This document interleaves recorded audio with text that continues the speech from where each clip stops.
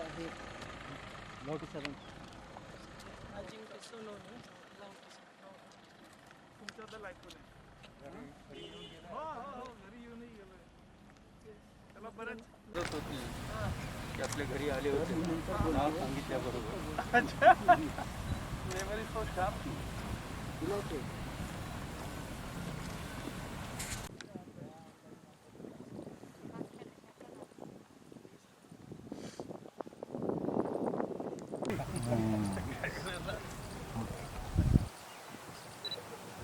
ठीक आहे 5 मिनिटं किती ही एरिया असली पूर्ण ग्राउंड अजिंक्य किती एरिया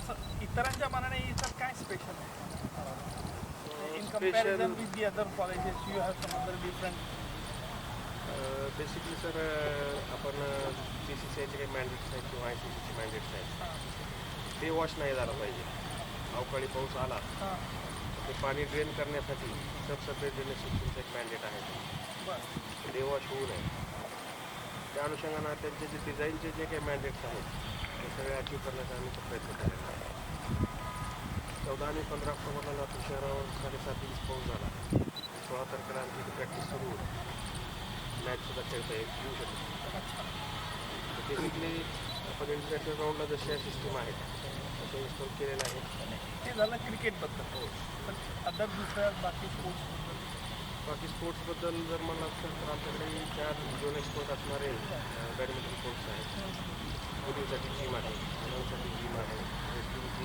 कोचिंगसाठी या ग्राउंडमध्ये मी दुसरी ॲक्टिव्हिटी नाही करणार नाही पूर्ण लेवल काढून मातीचा फायनल लेअर टाकल्यानंतर त्यांना आम्ही प्लांटेशनसाठी दिलं त्यांनी प्लांटेशन करून आम्हाला 1 डिसेंबरला हँडओव्हर केलेलं आहे 2021ला याची बी लॉन्च स्पेशालिटी हो सर सिलेक्शन 1 म्हणून व्हरायटी आहे आता वानखेडे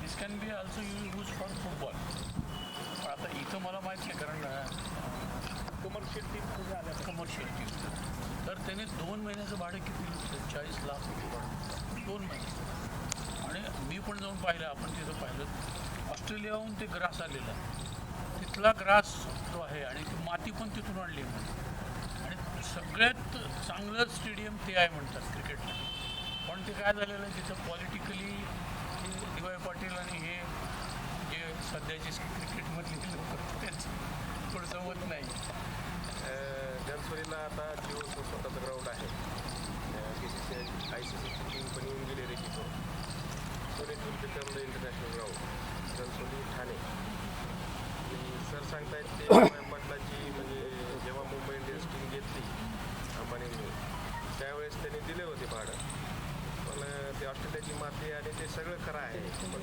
साहेब त्याच्यामध्ये सॉरी पूर्ण मीडिया काढून टाकला आहे त्यांनी आणि इंडियन ओरिजिनचं आम्ही जे लॉन लावले आता तेच माती आणि कंपेअर केलं का ते ऑस्ट्रेलियाचं गवत आहे हो केलं त्याच्यात काय तुम्हाला याच्या ड्रॉबॅक पडतात इकडे आपल्या क्लायमेटला नसतं थोडंसं ते हे होतं इकॉलॉजी खराब होते आणि क्लायमेटमध्ये ते ब्रीड होऊ शकत नाही 6 महिने ग्रीन राहतात 6 महिने ते ड्राय होतात आणि माती चालत नाही आणि इकॉलॉजीचाच प्रश्न आहे दुसरीकडची माती परदेशातली परखंडातली माती आणून इथं टाकणं आणि ती रुजवणं खूप अवघड आहे खूप कॉस्टली आहे आणि गंमत असे की त्याला वेदरही लागतं त्या वेदरमध्ये तयार झालेली माती आहे हे 6 आपलं बॅक्टेरियल कल्चर आहे त्याच्यामध्ये पेंग्विन जसे आपल्याकडे आणले हां तशाचा प्रकार आहे त्यामुळे मी पक्षाबद्दलच बोलतो मध्यंतरी डिबेटमध्ये पेंग्विन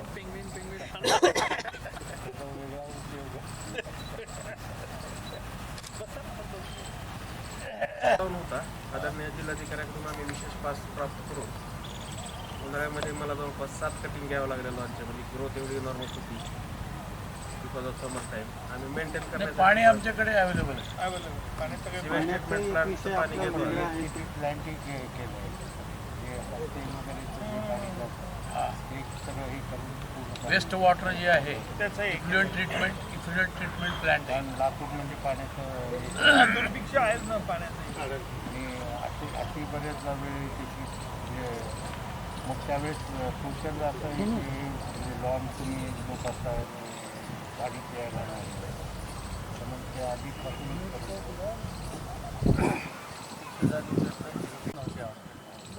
त्यामुळे आमच्याकडे पाणी जे विहिरीचं पण हॉस्टेल चालू झाल्यावर ते पाणी आपलं पूर्ण कॉलेजचं जे काही वेस्ट वॉटर आहे ते पूर्ण प्युरिफाय करून ग्राउंडला तुम्ही पॉपअप सिस्टम केलेली आहे त्यामुळे 35 ते 40% पाण्याची बचत होते. आता मी कुठे पाणी पॉपअप सिस्टम स्प्रिंकलर सिस्टम आहे. स्प्रिंकलर मोबाईलवर कंट्रोल आहे सर. मोबाईल कंट्रोल्ड आहे. इजरेलून कनेक्टेड असते कायम. आम्ही ॲपवरून कमांड दिली लिटर्सची किंवा मिलीमीटर्सची किंवा टाईमची तर एक्झॅक्टली तेवढं पाणी टाकून ते सिस्टीम कंट्रोल करते सर्व. फर्टिलायझरची ऑटोमॅटिक डोसेस पण देता येतात त्याच्यामध्ये. आता सध्या समजा लोकलच्या आमच्या पारितोषिकच्या मॅचेससाठी सकाळी तुम्हाला विचारणा झाली 12 दिवसाचा प्रोग्राम त्यांना हवा आहे डिसेंबर महिन्यामध्ये.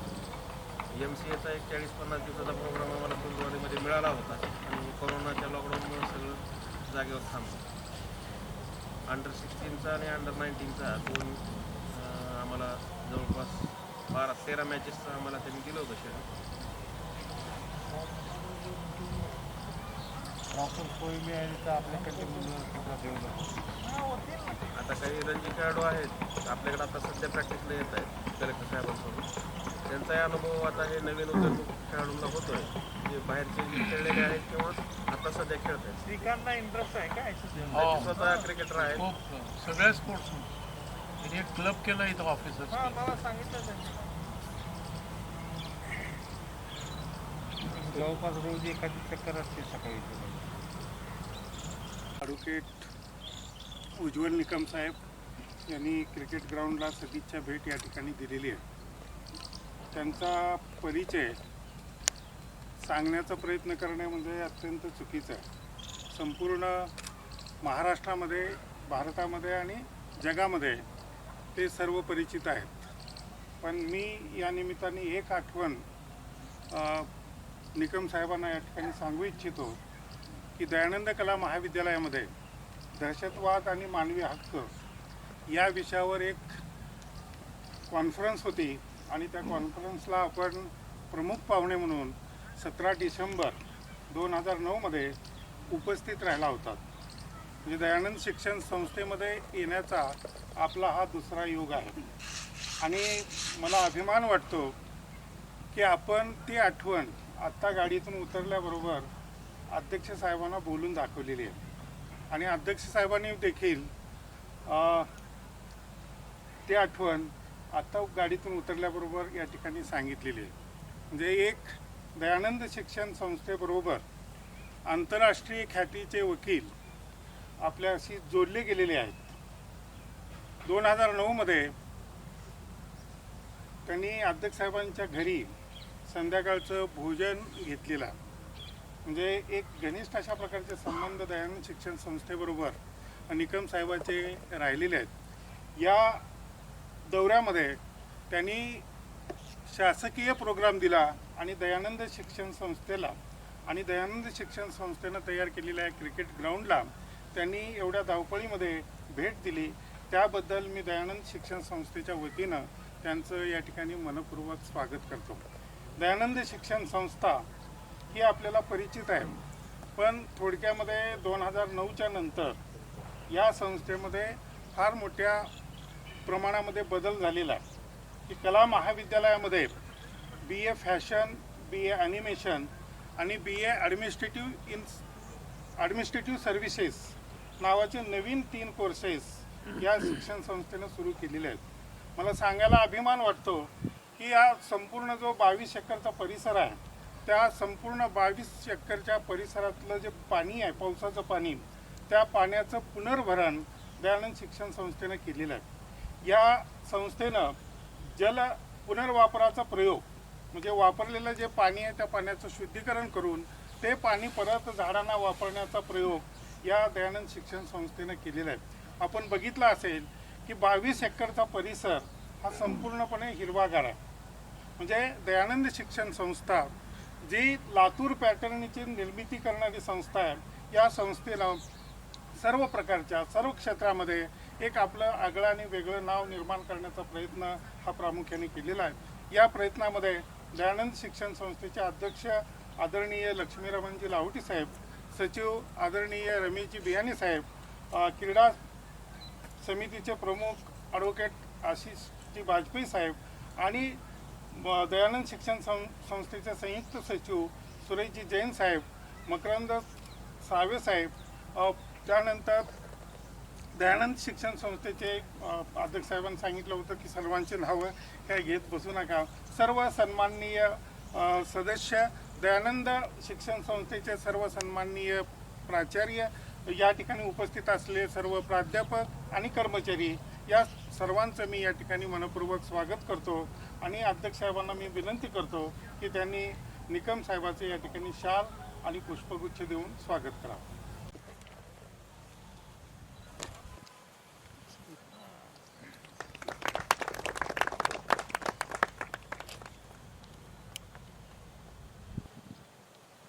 सगळ्याची ओळख करून देतो. सर या प्राचार्य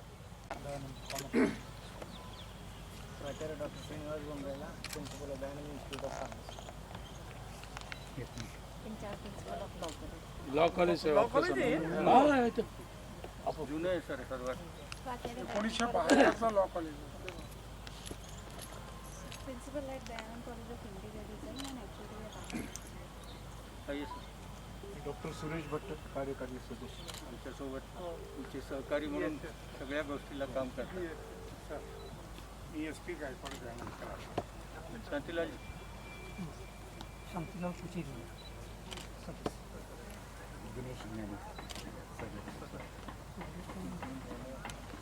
ते अजिंक्य नवीन टीमचे नवीन आहेत. क्रिकेटचं याने बघितलं, याने आणि दिनेश आणि दोघं जण साळे कुठे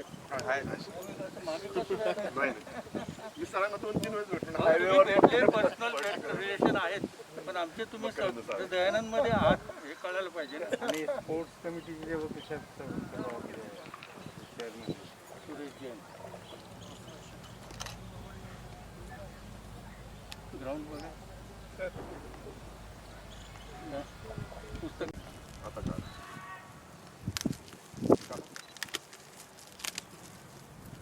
इकॉनॉमिक्सचे टीचर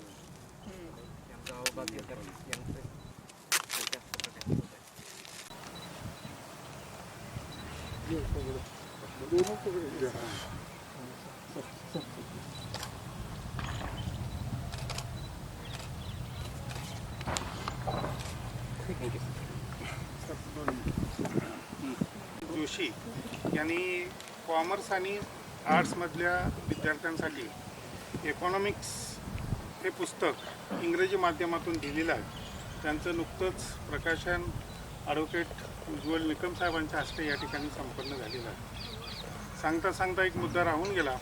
सर, संस्था स्थापन करत असताना एवढ्या मोठ्या प्रमाणामध्ये जागा जशी घेतली गेलेली आहे, त्याप्रमाणे या शिक्षण संस्थेनं वेगवेगळ्या प्रकारची महाविद्यालये देखील घेतलेली आहेत, ज्यामध्ये दयानंद कला महाविद्यालय आहे, ज्यामध्ये दयानंद वाणिज्य महाविद्यालय आहेत, ज्यामध्ये दयानंद विधी महाविद्यालय आहेत, ज्यामध्ये दयानंद विज्ञान महाविद्यालय आहे.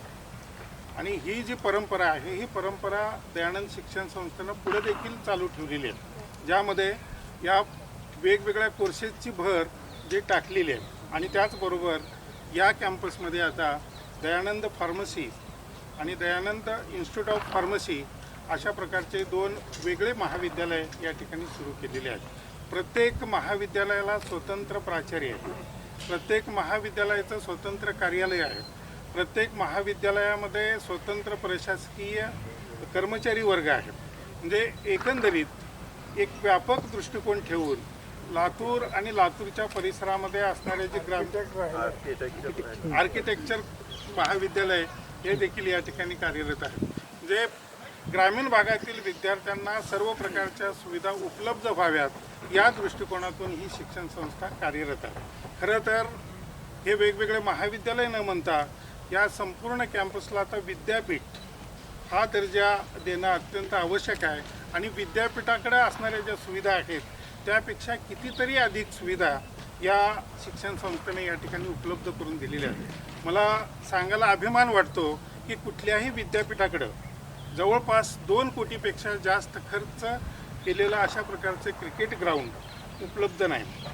अशा प्रकारचं क्रिकेट ग्राउंड दयानंद शिक्षण संस्थेने या ठिकाणी उपलब्ध केलेलं आहे. ग्रामीण भागातून येणाऱ्या प्रत्येक विद्यार्थ्याला प्रत्येक खेळाची आवड विचारामध्ये घेऊन प्रत्येक खेळाचं स्टेडियम, प्रत्येक खेळाच्या सुविधा या ठिकाणी उपलब्ध करून देण्याचा प्रयत्न दयानंद शिक्षण संस्थेनं केलेला आहे. केवळ खेळामध्येच ही संस्था पुढे आहे असं नाही, गुणवत्तेमध्ये देखील ही संस्था पुढे आहे. क्रीडा सांस्कृतिक क्षेत्रामध्ये देखील ही संस्था पुढे आहे. सर्वच क्षेत्रामध्ये दयानंद शिक्षण संस्थेनं स्वतःचा नावलौकिक या ठिकाणी निर्माण केलेला आहे आणि आपण अशा संस्थेमध्ये जोडले गेलेले आहात हे आमच्या दृष्टिकोनातून अत्यंत अभिमानाची बाब आहे आणि आपल्या धावपळीच्या दौऱ्यामध्ये देखील दयानंद शिक्षण संस्थेला आपण इतका वेळ दिलात त्याबद्दल मी दयानंद शिक्षण संस्थेच्या वतीनं आपलं या ठिकाणी मनपूर्वक आभार व्यक्त करतो. Suppose they are fulfilling their PhD degrees or everything, they are acknowledged, sir. On specific days, they are getting felicitation through management. त्याचं एक्नॉलेजमेंट तर होतच असतं, जे काही अवॉर्ड्स प्राध्यापकांना मिळत असतं. त्या व्यतिरिक्त What management is doing you for you people so that you people get the tonic? yes, particularly financial assistance to attend the international conferences, to attend the other sport events. So if a particular teacher used to apply and if he or she not getting such financial assistance from other agencies, then in that case management stand up and they used to provide all the expenditure, whatever Financial and non-financial incentives. right. So not only the awardees get motivated, but also for the student, particularly in the research area, the students, those who are doing innovative research, particularly the management used to provide the financial assistance to carry the research. Also for the professors and teachers, for the benefit of the NAC also, the management used to provide financial assistance to carry the minor research project, major research project, and the teachers they are doing. They are publishing several papers also. असं आहे का तुमच्या संस्थेमध्ये की management देखील तुमच्या कार्यपद्धतीवरती काय तुम्ही करताय यावरती यांना वेळ मिळतो लक्ष द्यायला तुमच्याकडे? 4 तास असतात अध्यक्ष साहेब नाही मी काही अशी हे करत नाहीये, फक्त मला जाणून घ्यायचे की महाराष्ट्रातल्या बाकी अशा शिक्षण संस्था का मिळू शकत नाही, कुठे लॅकअप होतं हे मी बघण्याचा प्रयत्न करतो. कारण I am moving throughout the Maharashtra. आता मी काय करतो सांगतो, लॉ कॉलेजमध्ये That if there are good system in your institution, why the other people should not adopt it? कारण मी बघितलंय पॉलिटिक्समुळे बऱ्याचशा एज्युकेशन संस्था जुन्या असून देखील रसातळाला गेल्या, त्या बिंग डॅमेज. इथं राजकारणाचं इथे स्विमिंग टँक आहे का तुमच्या इथे? नॅशनल इंटरनॅशनल लेवलचं स्विमिंग टँक केलं? तो आमच्या दुसऱ्या संस्थेमध्ये ज्याचे हेच अध्यक्ष आहेत, लावडीचे त्याचे पण अध्यक्ष आहेत. नाही, जळगावला MJ कॉलेजने केलेला आहे इंटरनॅशनल लेवलचा. नाही इथं करणार होते पण मीच नको म्हणून सांगितलं, कारण स्विमिंग टँक मेंटेन करणं हे ऑलरेडी एक आहे आमच्याकडे. नाही, एक येतो दुसऱ्या संस्थेत. हा दुसऱ्या म्हणजे मॅनेजमेंट तेच लोक आहेत मॅक्झिमम 80%. इथले विद्यार्थ्यांना तिकडे जायला मुभा आहे हा, का? जाता येतं. हो जनरल बोर्डाचे सगळे मेंबर मॅचिंग आहेत HR संस्थांमध्ये. मेंबर्स होते, तुम्ही जाऊ शकाल स्विमिंगला. हो त्यांना आम्ही देतो. नाही, आता कसं आहे आम्ही दोन्हीच्या आता इकडचे मशीन आम्ही तिकडे नेतो, तिकडची मशीन म्हणजे कसं आहे की आम्हाला स्टाफ सुद्धा आता इकडचे कोचेस आम्ही तिकडे नेतो, तिकडचे काही कोचेस आमच्या इकडे म्हणजे इकडचे स्टाफ तर बऱ्याच वेळेला इकडले कॉम्प्युटर. आता दुसरं सांगतो आपलं ज्युडिशियल ऑफिसरचं वगैरे केलेलं आहे. किती कॉम्प्युटर आहेत आपल्याकडे? 2000 आहे अपने पास टोटल इंस्टीट्यूट के अंदर एक तकरीबन 800 के ऊपर के कंप्यूटर. हां, म्हणजे परीक्षा ज्या झाल्या ज्युडिशियल ऑनलाईन ज्या परीक्षा इथं डिस्ट्रिक्ट प्रिन्सिपल रिक्वेस्ट करून इथं घेतलं सगळं ऑनलाईन.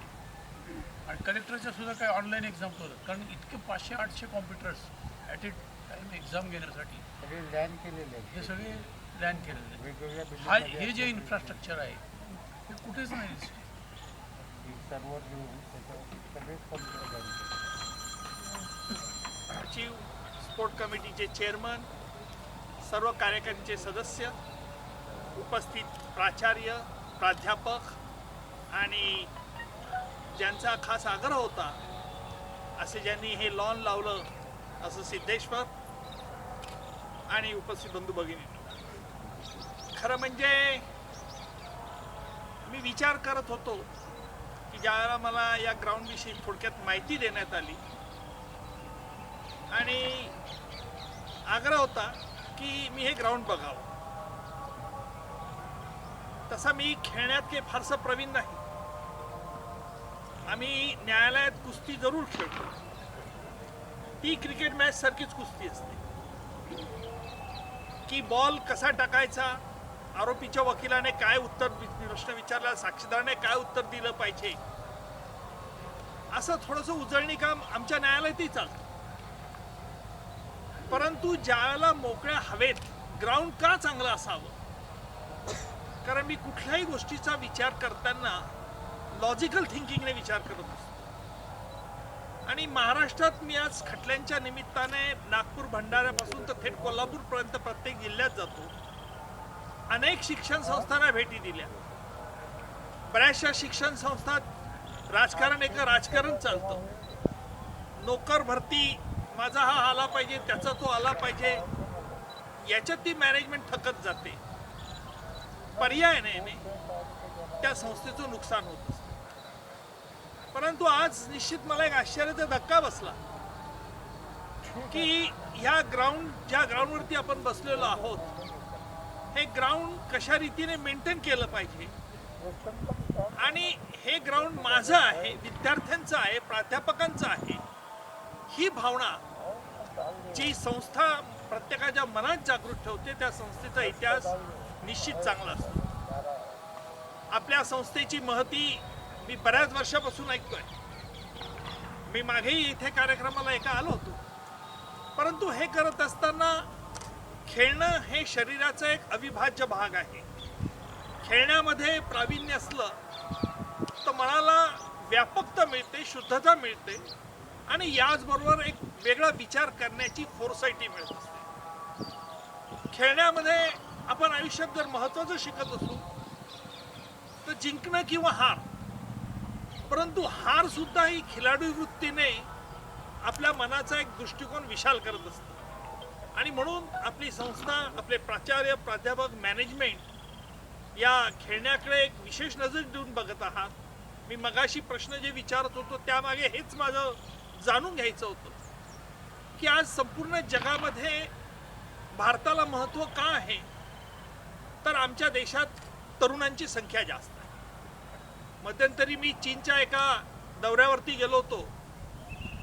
त्यावेळेला चीनचा तो गाईड, जिथे चीनमध्ये पूर्वी विद्यार्थ्यांनी बंड केलं होतं त्या चौकात, मला नाव त्या चौकाचं आठवत नाही, करेक्ट, टायननमेन स्क्वेअर, तिथे असंख्य मुलांना मारलं गेलं कारण त्यांनी उठाव केला. मी त्या गाईड मुलीला विचारलं की जी चीनची महती सांगत होती, आमच्या राजांचे हे असे 7 बंगले आहेत, तिथे राजा राणी राहत होतात, एका राजाची 100 बायका होत्या, दुसऱ्याच्या 50 बायका, हे असं सांगत होता. मी सहज विचारलं की ह्या ग्राउंडवरती पूर्वी विद्यार्थ्यांना मारलं गेलं होतं ना, हेच ते ग्राउंड का? ते म्हणाले आम्हाला माहिती नाही, म्हणे आम्हाला ते शिकवलं नाही. म्हटलं शाळेत तुम्हाला शिकवलं नाही, माहिती नाही? नाही. म्हणजे देशाबद्दलचा काही काळीमा घटना दिसणारी घटना ते कधी कबूल करत नाही. याचाच अर्थ तिथे मुस्कटदाबी असते. परंतु आपल्या देशामध्ये आपला तरुण याला एक खिलाडू वृत्ती शिकवणं, त्याच्याकडे लक्ष देणं, विद्यार्थ्यांना प्रोत्साहित करणं, ही निश्चित आपली संस्था मोठं कार्य करीत आहे.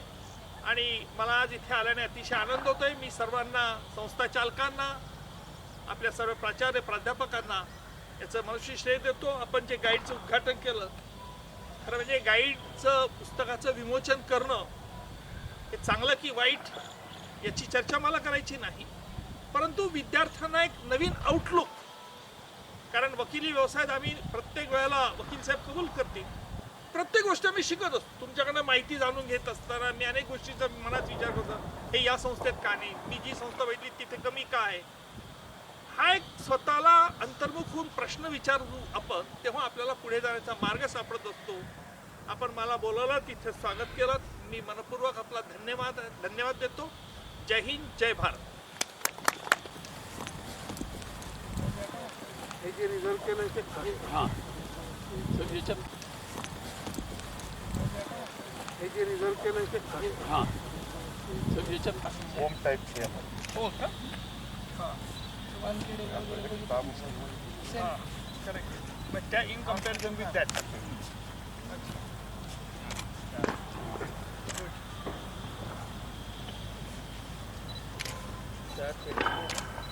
पाच विकेट आहे. अच्छा अच्छा. ऑड नंबर आहे.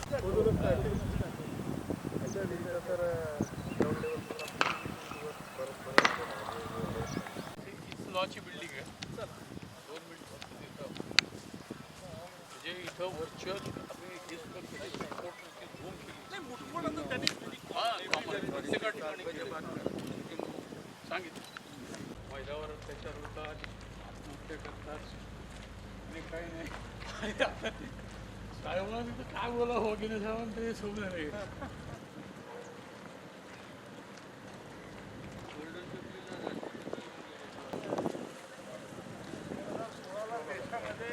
पहिला प्रॉसिक्युटर बसतीलच.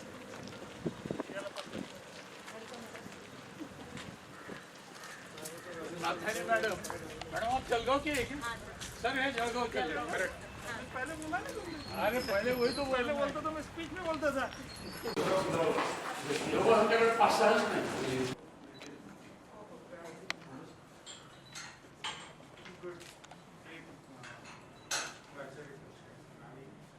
असेच अद्यावत सगळ्या महाविद्यालयाची परिस्थिती आणि प्रत्येक विषय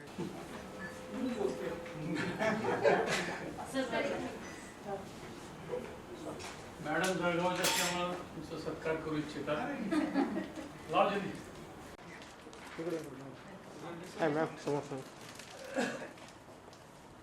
क्या सरनेम जलगांव का आपका? नाथानी. नाथानी जस्ट है वो कोई? नहीं रिलेटिव नहीं है सर, अच्छा अच्छा. पूनम लेकिन she's- सेम कम्युनिटी के. अब कब हुए लॉ जलगांव? 2006 में LLB हुआ, each में LLM करके यहाँ join. Thank you very much.